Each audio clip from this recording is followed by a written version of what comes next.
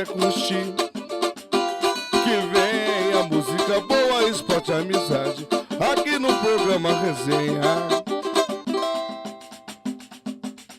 Olá pessoal, é o Resenha que vem chegando direto aqui da capital paulista, a chuvosa capital paulista, direto do Mr. Beer Verbo Divino, coração da Zona Sul de São Paulo, onde eu trago os meus convidados e hoje um super tema para debater, falando sobre o combate à pirataria no meio do futebol brasileiro.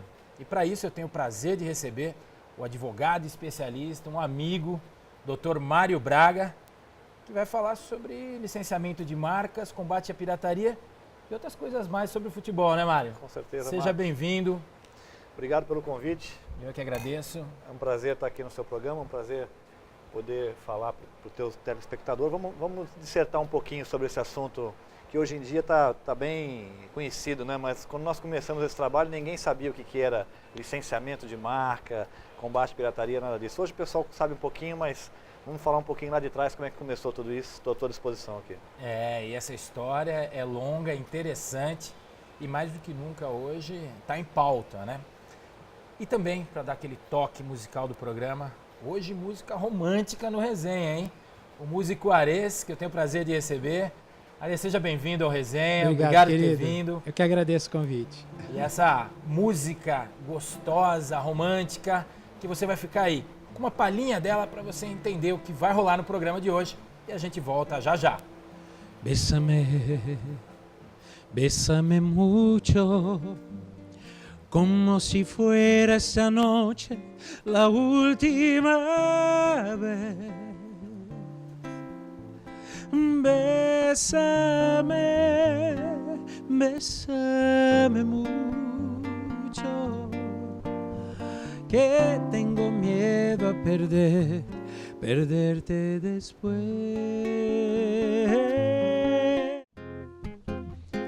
O que ela tem que me atiça, me deixa tão louco. Deve ser uma coisa só dela. Solta o cabelo dançando, pisando na lua. Ela tem uma coisa. Esse é Ares. E essa música do CD Mil Amores, é isso? CD Mil Amores. Mas não significa que eu tive tudo isso de amor, não. Viu? Essa era a próxima pergunta que eu ia fazer. Como falar de mil amores, Ares? Você sabe que eu tava num show, aí eu falei, fiz essa brincadeira, aí uma moça gritou, só 999, né? Não cheguei nem perto. Bom, aí você seria a segunda música aqui do Super-Homem, é isso? Super-Homem, isso aí. São 12 faixas, é isso? 13 faixas. 13 faixas, isso. Tem um bônus da Ave Maria, Ave né? Maria. Autorais? Autorais tem 4 canções autorais, né? Porque assim, eu sempre, desde quando eu comecei a minha carreira, eu sempre regravei muitos clássicos latinos. E aí eu resolvi me aventurar um pouco como compositor nesse CD e graças a Deus as rádios abraçaram a primeira e a segunda faixa com muito carinho e tá tocando aí no Brasil inteiro. E tem uma música com a participação do Aguinaldo Raiol. Isso, Aguinaldo um grande amigo, um grande exemplo para mim. Fizemos várias coisas juntos já, né? Lançamos um single pela Sony e aí ele me deu o grande privilégio de cantar uma canção inédita comigo nesse disco. Aliás, eu queria que você falasse sobre esse vinil aqui, lançando um vinil, além do CD, um vinil. Isso. E o vinil é branco ainda. Você sabe o que a gente pensou quando a gente lançou esse vinil? A gente pensou, acho que o pessoal mais jovem, né, vai aprender. É legal recuperar essa nostalgia de colocar agulha no vinil, né? E ele tá voltando com uma força total, né? Não que ele vai evitar, eu acho, a pirataria, nada disso. Mas pelo charme, pela elegância, pela magia que traz o vinil, né? Mas é bonito, lindo e foi feito na República Tcheca. Caramba, fora do país ainda. É porque a melhor fábrica do mundo para se fazer vinil fica na República Tcheca. E a gente tomou todos esses cuidados. Que legal. Então tá aí, ó. O vinil também, Mil Amores. O pessoal encontra em lojas? Encontra na... Posso falar aqui? Pode Livraria falar. Cultura, tem livrariacultura.com.br ou na minha própria loja, que é ares.tanlup. É isso? Ares.tanlup. Tá lá na minha página, entra no site aresoficial.com. Tranquilo. O Juarez falou, Mário, de pirataria, né? E que é a tua especialidade hoje. Conta pra gente como é que você entrou, né, nesse meio e voltado ao esporte e voltado ao futebol. O Juarez, além de grande cantor, ele sabe fazer a escada pra gente entrar no assunto, né, rapaz? Ele é bom nas duas coisas, viu? Então, rapaz, eu tentei ser jogador de futebol como você, mas não tive a mesma sorte que você teve, né? Rodei por alguns lugares. Aí fiz vestibular para direito, porque já tinham 2 irmãos advogados na família, então não tinha jeito. O caminho... Já era meio DNA a coisa. Rapaz, era mais... Os 2 mais velhos já estavam com o escritório montado, então era bem mais fácil por esse caminho do que começar uma carreira solo, né? E aí, os meus 2 irmãos são especialistas em propriedade industrial, que é justamente o que fala sobre marcas, patentes, direitos autorais, essa coisa toda. Então, desde pequeno, trabalhando com eles no escritório, pequeno assim, né, adolescente, eu via meus irmãos fazendo busca e apreensão de confecção falsificada, de coisas falsificadas e tal. Algo que não acontece muito no Brasil também, Não, de forma nada. alguma, de forma alguma. Aí, isso na década de 80, no finalzinho ali da década de 80, começo da década de 90, nós tivemos a ideia de levar esse projeto para os clubes de futebol. Porque na década de 80, não sei dos telespectadores aqui, quem é, teu público é jovem, como é que é? A gente tem um público misto aí, mas com certeza tem alguém que vai lembrar disso. Os mais jovens talvez não lembrem, mas antigamente você chegava num clube, em qualquer lugar, e você te encontrava no departamento de marketing dos clubes chaveiros, canetas, coisas, bonés, mas eram fabricados ali para alguém que gostava do clube, enfim, que tinha algum relacionamento com algum diretor e tal. E nós fomos conversar com os clubes falando o seguinte, olha, a marca do clube é uma propriedade do clube, só o clube pode fazer ou quem ele autorizar. E o mais engraçado é que os próprios clubes tinham um pouco de resistência com relação a isso, era muito novo para eles. Então eu lembro da gente ir em clubes assim e o pessoal, mas tem certeza, como é que funciona isso? E nós levamos assim uns 2 anos mais ou menos para incutir na cabeça das pessoas que a marca era uma propriedade e que eles tinham que cuidar disso, não podiam deixar essa coisa correr solta, qualquer um fabricar. Havia essa confusão de que a marca do clube era domínio público? Domínio público, você usou a expressão correta. Todo mundo achava que marca de clube de futebol era de domínio público. E o cara saía produzindo... Saía fazendo, vendendo, e o clube não recebia nada com relação a isso. Aí depois de nós convencermos os clubes sobre esse assunto, nós fomos para o mercado. Falamos, bom, vamos ver como é que está o mercado, porque não tinha nada licenciado, então tudo era pirata. Para o telespectador entender, o produto que não tem licença, ele é pirata. Porque algumas pessoas falam assim, poxa, mas eu não sou pirata, porque a expressão pirata ela é muito forte, né? Mas se você não tem contrato, você é um pirata. Você está vendendo ilegalmente ou comercializando ilegalmente esse produto. E aí nós fomos para o mercado, começamos a fazer buscas e apreensões para limpar o mercado. E aí nós começamos a separar o joio do trigo. Tinham empresas que eram grandes, que valia a pena você investir e falar, você quer se tornar uma empresa licenciada, uma empresa oficial? Ah, quero. E tinham outras que não, que a gente percebia que o negócio deles era ganhar dinheiro fácil e não tinham nem padrão para ser um licenciado. Até a qualidade dos produtos tem que ser controlada. Exatamente. E aí nós começamos a fazer o primeiro contrato de licenciamento de um clube de futebol no Brasil, eu tenho orgulho de dizer isso, foi feito pelo meu irmão Maurício Braga. Nós tínhamos na época também, só os mais velhos vão lembrar, a Relojoaria Suíça, que fazia anúncio de relógio, principalmente de alianças, né? E era assim, uma empresa na época muito grande. E o primeiro produto que nós licenciamos para os clubes de futebol foram os 4 grandes aqui de São Paulo, Palmeiras, Santos e Corinthians, foi o relógio da Relojoaria Suíça. Então o primeiro produto licenciado no Brasil. Isso década de 90? 92, por aí, bem... Eu estou entregando minha idade aqui para você, né, rapaz? Você é jovem, começou cedo, Mário. E isso para os clubes, a partir de então, os clubes começaram a ter esse entendimento da importância do licenciamento de marca. Ah, sim, porque aí nós começamos com relógio, depois passamos para agenda, caderno. Tem empresas, por exemplo, vou só citar uma aqui, eu sei que não é merchan, mas a Tilibra, por exemplo, foi uma das primeiras empresas que nós licenciamos. E o caderno e a agenda da Tilibra, que foi fechado lá por volta de 93, 94, existem até hoje, ou seja, um licenciamento de 20 anos. Para você ver como a marca do clube de futebol, ela agrega a uma empresa. Você manter um contrato de 20 anos de licenciamento é muita coisa. Porque o clube ele tem esse poder, esse apelo ao público de agregar com a marca do fabricante. E é também um importante meio de receita para o clube, né? Com certeza. No começo, o clube tinha um pouco de dificuldade de entender isso, porque os clubes na Europa já faziam isso.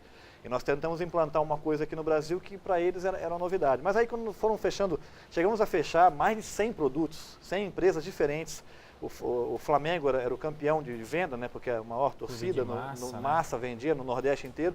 Chegamos a ter mais de 100 produtos. E durante toda a década de 90 nós fizemos esse trabalho de combate à pirataria. Por que nós fazíamos o combate à pirataria? Porque o licenciado, é bom que o telespectador entenda isso. O produto licenciado, a pessoa que licencia, a empresa que licencia, ele paga royalties para o clube. Então, no produto dele já tem que incutir ali o royalties e também os impostos. Então, às vezes o produto licenciado é um pouco mais caro porque tem que embutir isso na fabricação, os royalties. Para legalizar. Para legalizar. Então, o que acontecia? A pessoa fala, não vou comprar o produto oficial porque ele é muito caro. Ele é muito caro por causa disso, porque ele tem qualidade. Paga imposto, tem controle de qualidade. E os royalties são revertidos para o seu clube de coração.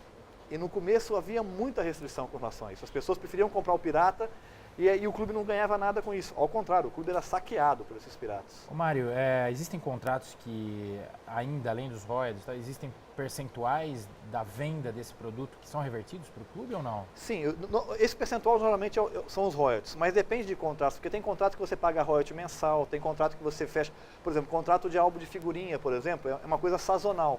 O álbum ele é vendido mais ou menos na metade do ano para frente. Então, a forma de pagamento desse contrato seria diferenciada de um produto normal que você vai de janeiro a dezembro vendendo.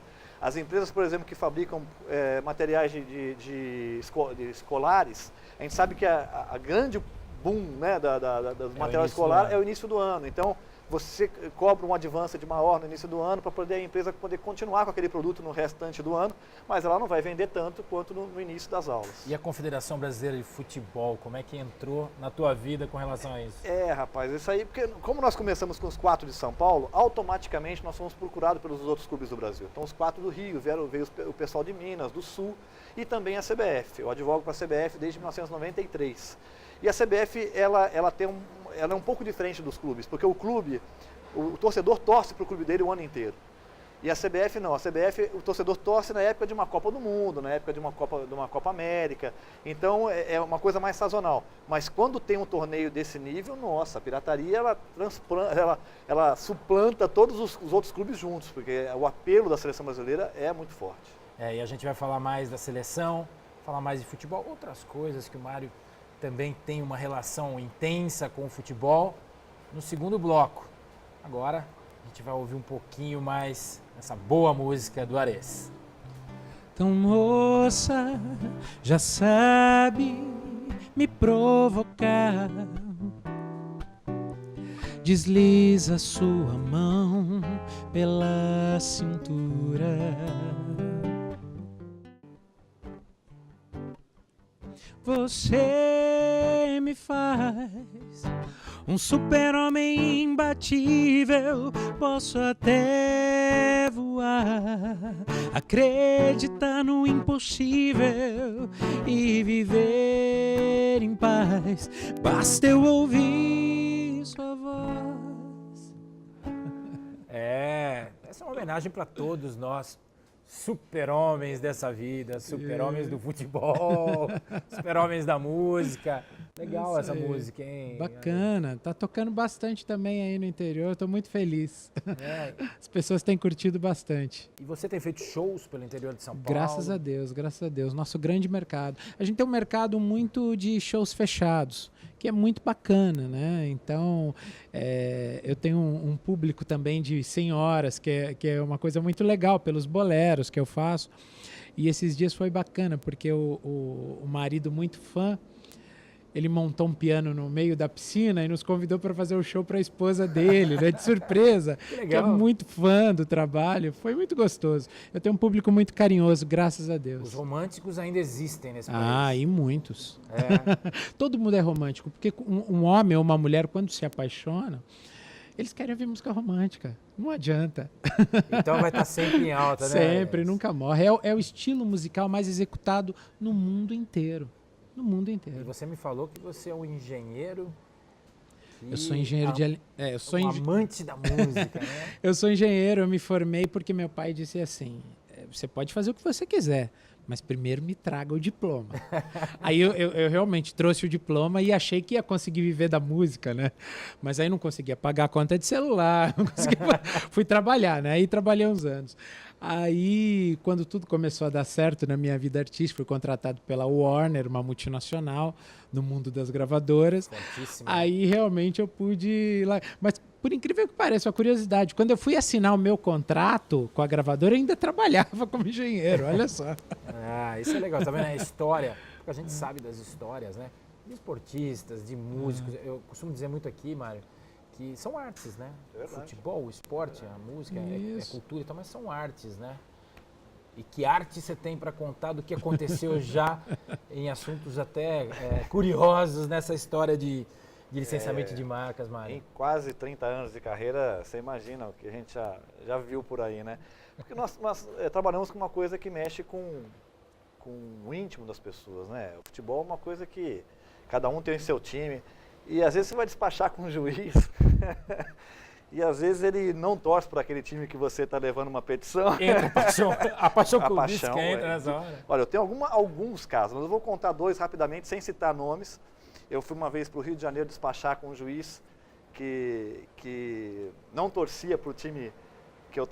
os times eu posso falar. Eu estava levando uma petição do Vasco e o juiz era flamenguista. Pô, ainda mais aí, né? E aí eu fui despachar com ele e a petição a capa do processo estava fechada em cima da mesa dele, ou seja, ele não tinha nem aberto o processo para ver do que se tratava. E quando eu fui despachar com ele, ele falou: doutor, eu sou flamenguista, não suporto o Vasco, a sua petição está indeferida. Assim? Na minha cara. Ele falou, aí eu falei, mas você pode recorrer, está indeferida a sua petição. Ele nem abriu a capa do processo. E teve um outro caso, que é pior do que esse, que eu estava com um advogado no meu escritório junto, que é minha única testemunha, porque senão você não ia acreditar em mim, Marcos. Eu fui levar lá duas almofadas falsificadas para o juiz despachar, e uma era do Corinthians e outra do Palmeiras. E quando eu tirei a almofada verde de dentro da sacola, quem é advogado sabe do que eu estou falando, a distância entre a mesa do juiz e a parede é muito grande, assim, né? Mais ou menos como daqui é o balcão ali atrás. Ele deu um pulo que ele bateu com a cadeira dele na parede. E ele falou, começaram a gritar comigo, tira isso daí, esconde isso. E o advogado que estava comigo, que é meu funcionário, começou a rir. E eu falava para ele, não ri, porque ele está falando sério.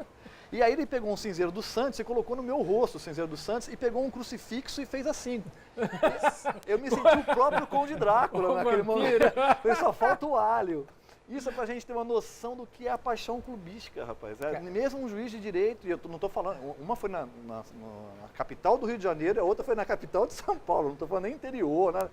Acontece esse tipo de coisa por causa da paixão clubística, mesmo numa situação como essa, ela renasce. Me fala uma coisa, e produtos? Quais são os produtos assim que você entende como mais perigosos, mais delicados para se trabalhar? Marcos, opa, agora sim, hein? Agora sim. E essa é original, né? Essa é original? Benjamin Abraão, né? Então é da Mr. Beer.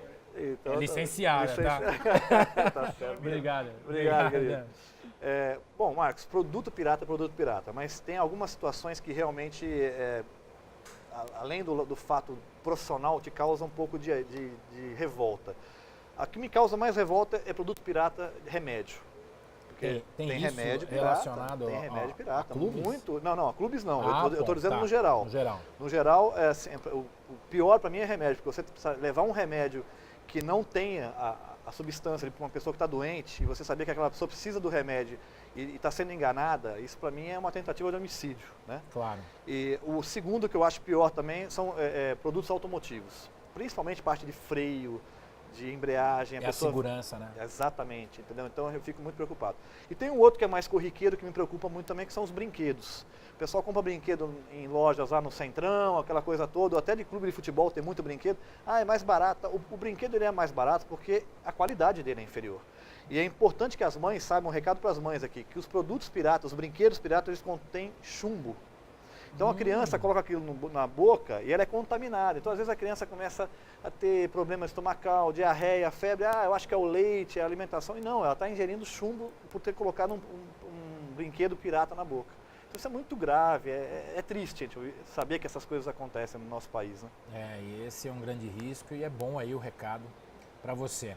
Ô Mário, a gente estava falando aqui de remédio, mas poderia ter aí um remédio para cardíaco aí para alguns clubes de futebol, né? Olha. Você acha que cabe ou não? A primeira coisa que eu quero dizer é que essa coxinha é maravilhosa. Pessoal, venham comer aqui no Mr. Beer, porque vale a pena. E ela não é falsificada, ela é legítima. Olha, o futebol realmente futebol brasileiro está passando por um período muito complicado.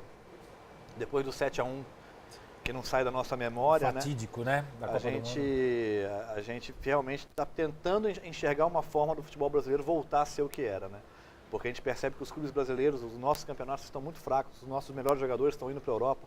Não estou falando nenhuma novidade aqui, porque isso já acontece há muitos anos, só que a reposição dessa vez não foi feita, né? Então, grandes jogadores iam, mas nasciam outros aqui.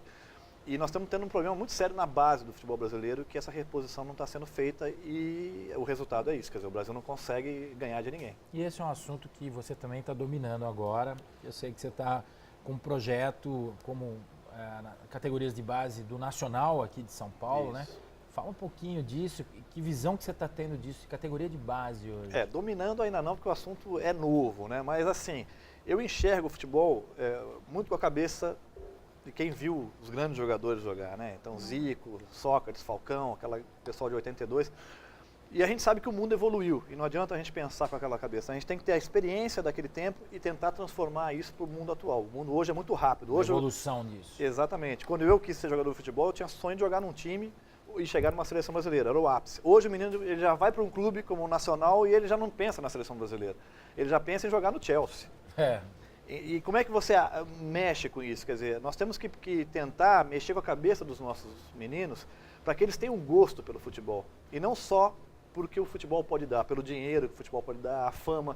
Porque você sabe, Marcos, você jogou futebol 20 anos, que é 2% desses garotos que realmente... O funil é muito estreito lá na frente. É verdade? Então, se ele ficar pensando num Barcelona, no Real Madrid, ele vai acabar não fazendo o que ele tem que fazer aqui. E o frustra também, né? Com certeza, com certeza. Você acha que a saída para o futebol brasileiro hoje, por essa crise toda, até de econômica, investimentos muito altos em salários, de repente está voltada para a formação do atleta, os clubes grandes, pequenos, estarem mais voltados para a formação? Eu acho que é a única saída.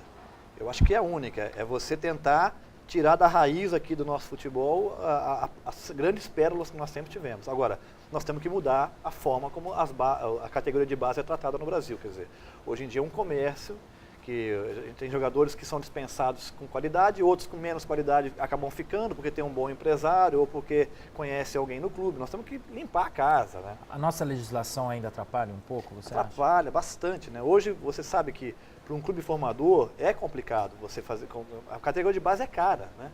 E você tem 10, 12, 20, vamos botar 20 clubes grandes no Brasil, o resto não consegue sobreviver. E você sabe que você ter 20, 30, 60 meninos, se você tiver sub-15, 17, 20, nós estamos falando de 80, 90 meninos num clube. Como é que você faz para alimentar esse pessoal, para você dar condições, cuidar de escola, para botar para jogar? Quer dizer, é um custo muito alto.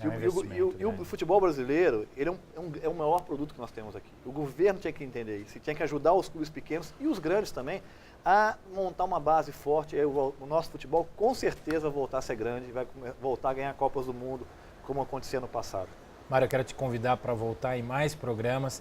A gente tem um tempo compacto, digamos assim. Estamos chegando ao fim dele. É uma pena, porque é muito gostoso. E essas histórias são maravilhosas, tanto no futebol como com relação aí ao combate à pirataria. Eu acho que o pessoal de casa conseguiu entender um pouco desse universo aí. Muito bom. Quero agradecer a tua presença, fazer um brinde final. Opa. Aliás, antes, eu já estava esquecendo, né? Ana Carla Portela, o programa, e o Mr. Beer deixa um presente para os nossos convidados. Obrigado. Obrigado, viu? Obrigado pelo convite, obrigado pelo programa, muito gostoso, passou rápido demais, né? E obrigado pelo brinde também. Ok? Obrigado. E o nosso Ares também vai receber um presente no final depois. Ares, obrigado por ter vindo. Eu que agradeço o carinho. Música maravilhosa, conquistou um fã aqui. De muito verdade. Obrigado, muito obrigado. Vai te acompanhar. Parabéns pelo trabalho. Agradeço o carinho, foi muito agradável o programa, gostei muito. E eu quero que você encerre o programa então. Fica à vontade. Vamos lá. É a tua hora. E a gente volta na próxima semana, hein? Tô esperando você. Manna tu sole, che bello inè, oh sole mio, sta in fronte a te, oh sole mio, sta in fronte a te, sta in fronte a te. quando fa notte, io solo se ne scende